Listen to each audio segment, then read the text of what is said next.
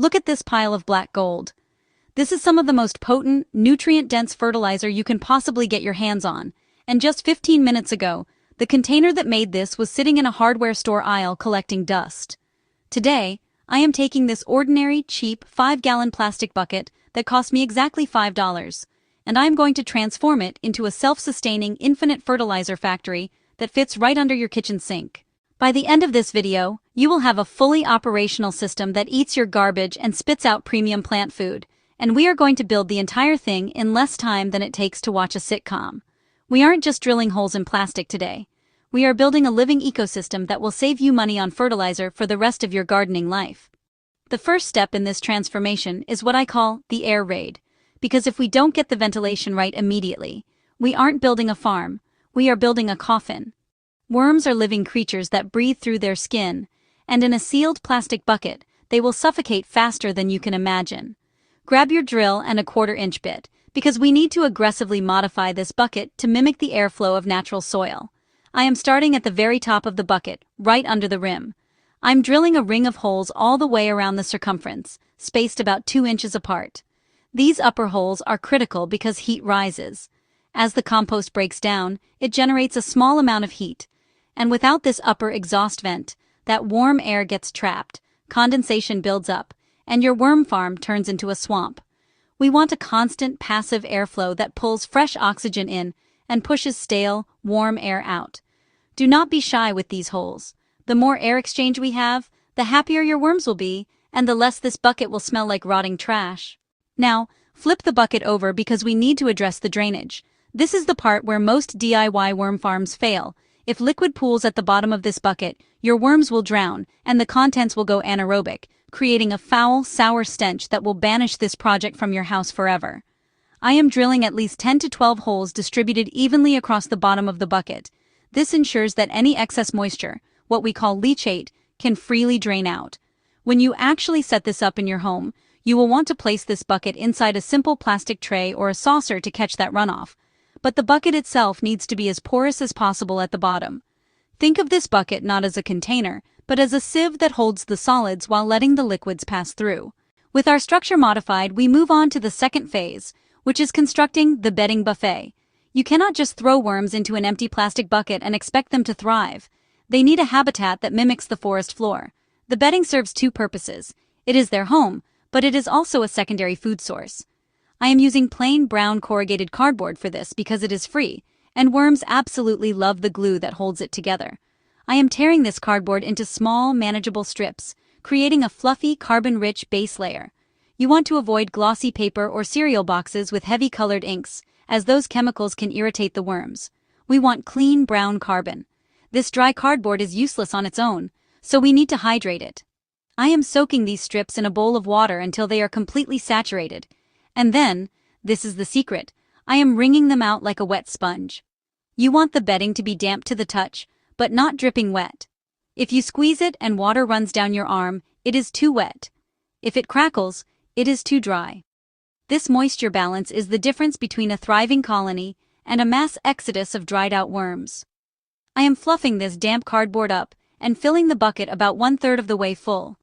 This creates a soft, airy mattress for our worms to burrow into, providing them with the high humidity environment they need to keep their skin moist and breathable. To kickstart this ecosystem, I am adding a small handful of regular garden soil to the bedding. This might seem redundant, but it is actually a vital inoculation. Worms don't have teeth. They rely on grit to grind food in their gizzards, and they rely on bacteria to break down the food before they can consume it. By adding a handful of soil, we are introducing millions of native microbes and tiny grains of sand that will help the worms digest their food immediately. It is like sending them into a furnished apartment with a fully stocked fridge instead of an empty house. Mix that soil into the damp cardboard thoroughly, and you have created the perfect living room for your new pets. Now comes the main event, the introduction of the workforce. For a bucket of this size, you don't need thousands of worms. I am starting with a modest half-pound of red wigglers. It is crucial that you use red wigglers, or Eisenia fetida, and not just random earthworms you dug up from the yard. Earthworms are deep burrowers that want to dive straight down.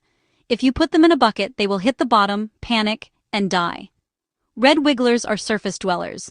They evolved to live in the leaf litter on the forest floor, which makes them perfectly adapted to processing food scraps in a shallow container like this.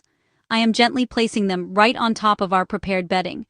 Watch how quickly they react to the light. Within seconds, they are diving down into the dark, damp cardboard safety of the bedding. This is a good sign. It means they are active and healthy. Once they have all disappeared beneath the surface, we need to feed them their first meal. But here is the trick. Do not overfeed them on day 1. I am taking just a small handful of chopped kitchen scraps, some lettuce ends, a bit of apple core, maybe some coffee grounds, and I am burying it in one specific corner of the bucket. Burying the food is non-negotiable. If you leave food sitting on the surface, you are inviting fruit flies and mold.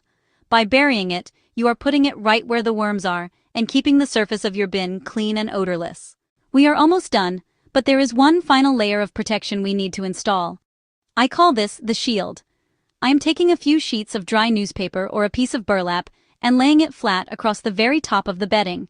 This acts as a moisture barrier, keeping the humidity down in the bedding where the worms are, and it also acts as a physical barrier against pests. It darkens the environment even further, encouraging the worms to come up to the top layers to feed. Without this top shield, the surface of your bedding will dry out constantly, forcing you to spray it with water every day. With the shield, the system becomes almost entirely self-regulating. The maintenance for this system is laughably simple, but you have to follow the pocket feeding rule. Remember how I buried that first scrap of food in the corner? Next time I feed them, which will be in about 3 or 4 days, I will bury the food in the opposite corner. The time after that, I'll choose a different spot. This rotation ensures that the worms are constantly moving through the bedding, aerating the entire bucket as they travel from pocket to pocket. It also prevents any one area from becoming too acidic or soggy.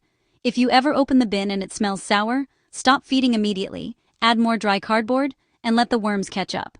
Now, fast forward 3 months. This is the result you have been waiting for. You will open this bucket and realize that the cardboard, the apple cores, and the coffee grounds have completely vanished. In their place is this dark, crumbly, chocolate cake-looking material. This is vermicompost, or worm castings.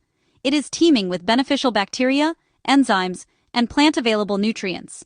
It improves soil structure, increases water retention, and boosts plant immunity.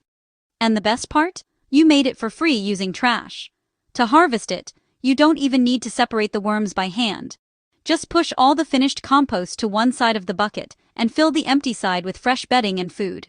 The worms will naturally migrate over to the fresh food within a week, leaving you with a pile of pure, worm-free castings on the other side. You have just turned a $5 piece of plastic into an asset that will pay you dividends for years. You have diverted waste from the landfill, you have created a renewable source of fertility for your garden, and you did it all in the time it takes to drink a cup of coffee. It really is that simple. There is no magic, no expensive equipment, just biology doing what it does best. If you found this breakdown helpful and you want to see exactly how I use these castings to supercharge my tomato plants, hit that like button right now. Make sure you are subscribed so you don't miss the update on how much money this bin saves me this season, and leave a comment below. Let me know if you are going to try the single bucket build, or if you are feeling ambitious enough for a stacked system. I'll see you in the next video.